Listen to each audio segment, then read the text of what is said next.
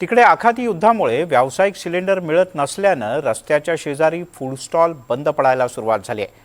नागपूर येथील IT park जवळ Chinese food stall चालवणाऱ्यांच्या समोर मोठं संकट उभं राहिलंय. याचा आढावा घेतला आमचे प्रतिनिधी संजय तिवारी यांनी.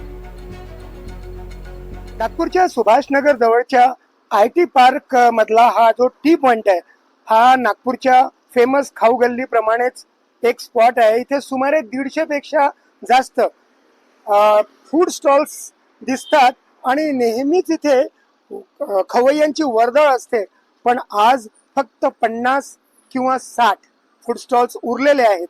गेल्या 15 दिवसात आखाती युद्ध सुरू झालं आणि कमर्शियल सिलेंडर मिळेनासं झालं आणि सगळा प्रॉब्लेम झाला. या खाऊ गल्लीमध्ये आपल्याला दक्षिणेतली इडली असेल किंवा सेट डोसा असेल, दक्षिण कर्नाटकातला किंवा उत्तर भारतातला पराठा असेल किंवा चायनीज पदार्थ असतील. आता चायनीज म्हटलं म्हणून एक चायनीजचा स्टॉल आहे हा. हेमंत दत्ता मराठी तरुण, मी याच्याकडे नेहमी येतो चायनीजसाठी. हेमंत, तुझ्याकडे आत्ता जो कमर्शियल सिलेंडर आहे किती दिवस चालेल, काय स्थिती, पुढचं प्लॅनिंग काय? माझं सिलेंडर तर मला फक्त 3 दिवसच चालणार आहे, कारण की आमच्याकडे आता दुसरा पर्याय नाही आहे.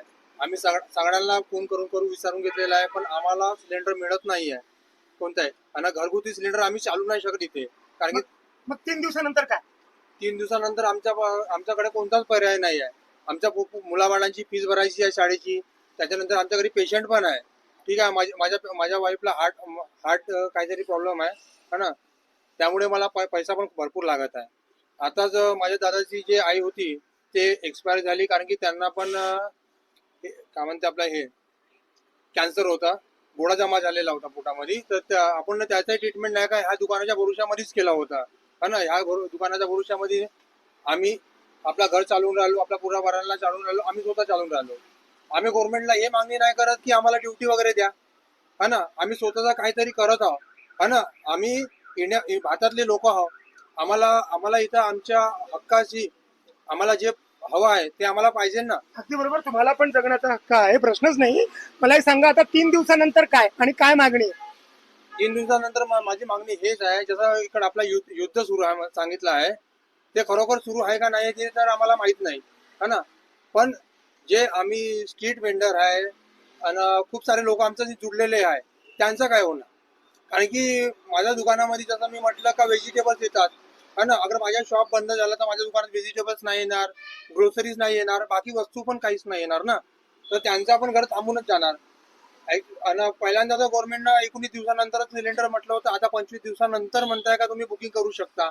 त्यावेळेला आम्हाला ब्लॅकमध्ये अगर सिलेंडर घ्यायचं नंतर 2,500-3,000 रुपये आम्हाला म्हणत आहे. आता आम्ही घर कसं चालवणार? त्याच्यामध्ये आता माझा विषय असा आहे की आमची मागणी पूर्ण करावी, आमच्या स्ट्रीट वेंडरला सिलेंडर प्रोव्हाइड करावं, नाहीतर आम्हाला काहीतरी सुविधा करून द्यावी. कारण की लॉकडाऊनच्या नंतर तर आम्ही खूप सारे लोक बेरोजगार झालो होतो, त्याच्यानंतर स्ट्रीट वेंडर वाढले. हेमंत सारख्या कितीतरी बेरोजगार तरुणांच्या समोर हाच प्रश्न आहे, ज्यांनी स्वतःचा रोजगार शोधला. आता ते म्हणतायत की तिकडे युद्ध सुरू आहे, पण त्यापेक्षाही मोठं युद्ध, त्या युद्धामुळे त्यापेक्षाही मोठं युद्ध आम्हाला लढावं लागतंय, आम्हाला सामना करावा लागतोय. 3 दिवसांनी कमर्शियल सिलेंडर संपल्यावर हेमंत काय करेल, हाच त्याच्या समोर आज सर्वात मोठा प्रश्न आहे. संजय तिवारी, NDTV मराठी, नागपूर.